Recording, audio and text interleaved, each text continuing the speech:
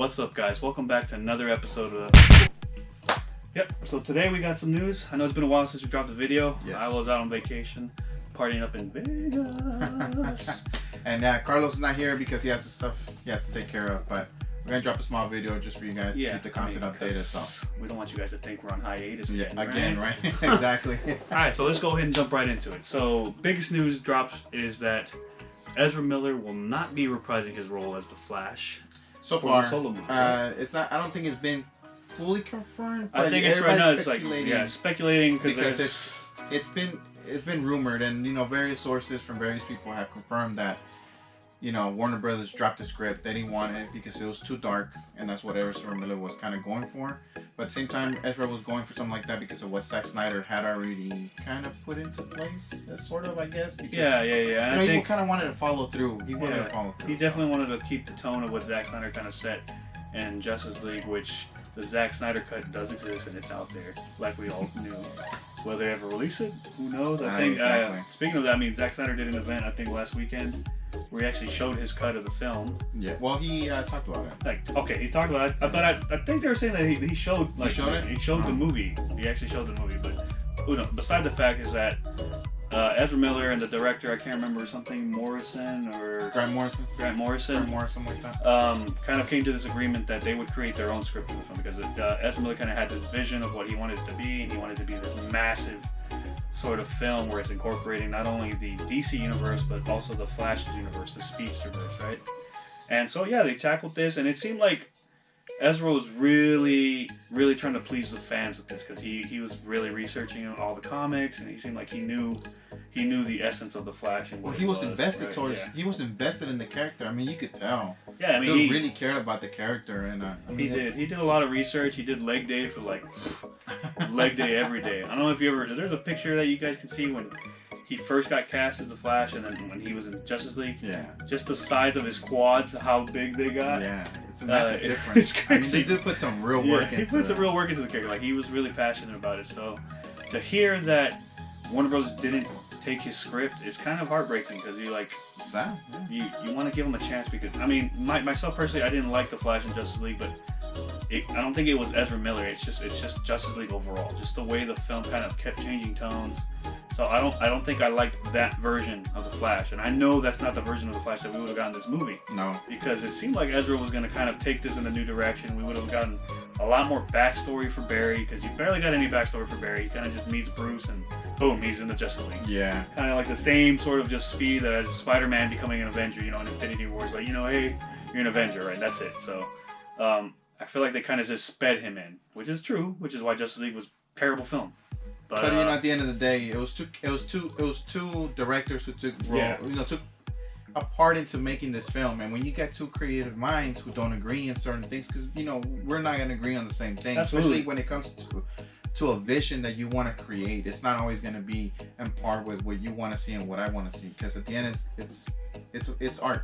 Yeah. You know what I'm saying? So I think that's where everything started to fall apart. The fact that we had two directors trying to create a film where it was already taking a place, and it just kind of went backtracked, and it kind of tried to pick up again, and it didn't work out. But Warner Brothers did like the script from the articles that we've been reading, and they just don't want to take that part. They don't want to go into a darker tone because of the success of the recently Aquaman that got released in December, and then Shazam, who's been picking up great reviews online, which. You gotta understand Shazam. Shazam's a 15-year-old kid in an adult body. So yeah, I mean, it makes sense. I understand why Warner Brothers is sort of having cold feet with this direction of the film.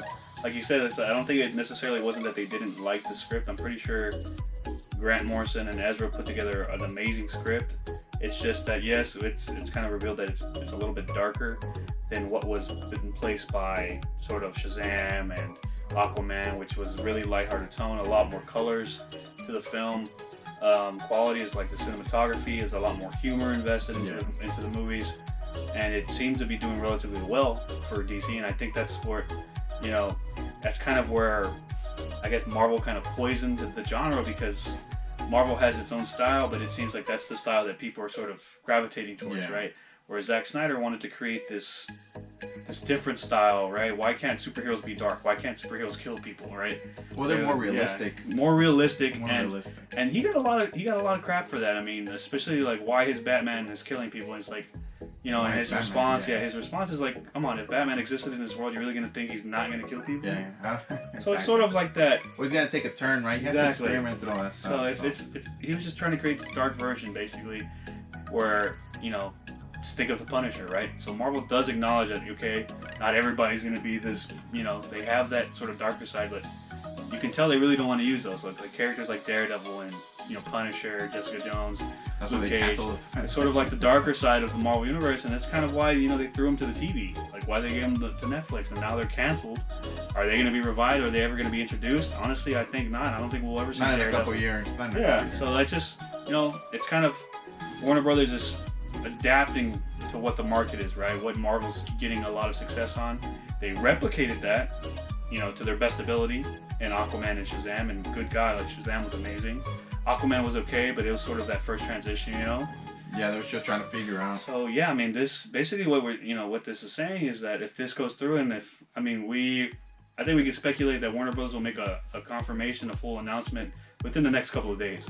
If they're going to have to recast, if Ezra's out, if they're going to choose a new script, assign a new director, whatever the problem is, like, we'll definitely figure out within 2 to 3 days. Well, the directors are established. Yeah. It's 2 brothers, I think. Yeah, it's a group. So, I mean, you don't know. Maybe the directors are specifically tied to that script. Like, they want that script, right? So they can make all kind of changes, which we will definitely hear, I think, within the next couple of days. Because if that's true, and Ezra does end up leaving, we're going to have to get a recast on The Flash. Definitely. I mean, honestly, a recast wouldn't kill you.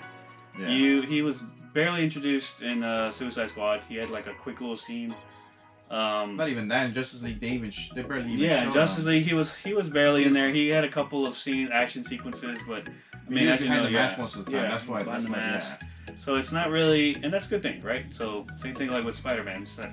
We've had 3 different Spider-Man already. Yeah. If we recast the Flash, it's not gonna. Well, the problem, the difference between Spider-Man and the Flash is that this needs to be a continuous thing for the universe. And then Spider-Man, you have 3 different types of, I guess, 3 different universes, because you can call them that. 3 different storylines. Yeah. I mean, what we're seeing here is just literally, it's just a trend in Warner Brothers, right? They're completely redoing their whole, I guess, outline of what they had for this DCEU. I can promise you that whatever they had planned, you know, as their outline 5 years ago, is scrapped. The fact that they're easily just recasting, like if you haven't seen, you know, our video where we're talking about the spoilers, don't watch, the spoilers for Shazam, but about the end credit scene, you know, with Superman, and it doesn't show the face. Yeah. That's just telling us that maybe Henry Cavill's done with Superman, which might make sense. I mean, like I said, it's gonna be a lot of things changing. There's not gonna be really. Don't expect established continuity. No, not right now. Yeah, the next Wonder Woman, I think, is gonna be a standalone. Yeah. I don't think he's gonna make any more references to Aquaman or whatever. Well, yeah, so it can't. It's or based on 1981. by references I mean like build up, right? Yeah, okay, so build up to her meeting or like the existence of these characters or whatever. Maybe like an end credit scene. Yeah, like an end credit scene. So I don't think they're gonna try and connect these movies at the end. You know, it's just gonna be their own little thing. And I just, for me, I think that's probably what DC needs. I mean, it'll work. Like Shazam being its own contained, you know, minus the fact of the end credit scene that it is established in this greater world. I think they're gonna kind of erase everything and do what Marvel's doing. Give everybody an origin movie. Yeah, and that's fine. And then build up. So far it's working. Yeah. And you know what? For now, let them continue with what they're doing, and then we'll see how it goes from there. But you know, like we said, Shazam was great. Yeah, we know he's included in the universe. Yeah. So from what they do from now on, it's technically up to Warner Brothers, because Warner Brothers technically runs the show here. So it's sad to see Ezra go. If he does leave, hopefully he doesn't, because I like the character. I like what he did in Justice League to the best of his ability and what the script gave him, and he put his dedication towards the character. So I really enjoy that part. You know, especially from any character, from anybody who wants to play, you know, portrays any character. So yeah, it's always sad to see them go. Like and the same thing for like Henry Cavill. If he's done as Superman, like that'll be a bummer. It's a serious bummer for me, because I really enjoyed Man of Steel. A lot of people didn't really enjoy Man of Steel. I really enjoyed Zack Snyder's approach, the way he was filming these DC movies. I mean, it was just it's refreshing to leave a Marvel movie and to go watch this DC movie where it's dark and it's more realistic stories and you're caring about the emotions of these characters, which now Marvel is actually taking notes from, you know, DC, because now their movies are slowly becoming a little bit darker, right? With Avengers Endgame coming out. Yes. Even Captain Marvel having some, you know, darker scenes, but at the end, you know, they take you to this low point and they immediately boost you up. Whereas, you know, Man of Steel, you didn't really get that boost, right? And I think that's why people didn't like that, right? He's like, because it's supposed to be a long run throughout thing. this movie, right? Yeah. He's sort of becoming Superman. Like, I think people need to understand that he's not officially Superman in Man of Steel. Yes, he killed Zod, but I mean, that was more of a what else are you gonna do, right? You don't have a tranquilizer to take out a superhuman. Yeah. So it's just, I think people are just too hard on Zack Snyder. Like, he was working with, like, just big dreams, I guess. He was making this movie to build up to the future, right? And people wanted results now. Like, they wanted Superman to be Superman. Yeah. And I think Zack Snyder had a plan for Superman to be a trilogy. Yeah. And I think in that third movie, we'd have finally got the Superman that we know in the comics. This, you know, beam of light, like this beacon, the leader of the Justice League. And it sucks that he didn't get that opportunity with everything that happened, regardless of his relationship with the studio, but, you know, more personal things that he had involved in his life. But yeah, I think that the DCEU, it's going to look a lot different than what we expected, especially what Warner Bros. Expected. Yeah, exactly. In the next couple of years. I mean, we still, honestly, I don't want to say like the dark tone is completely over with, because it probably is not, but it's definitely not going to be as dark as, you know, as the other movies were. Yeah. It's probably going to be a lot. I mean, even the next couple movies that are coming out, you have Birds of Prey, Margot Robbie's Harley Quinn. Yeah. Which kind of looks like it might be more comedic.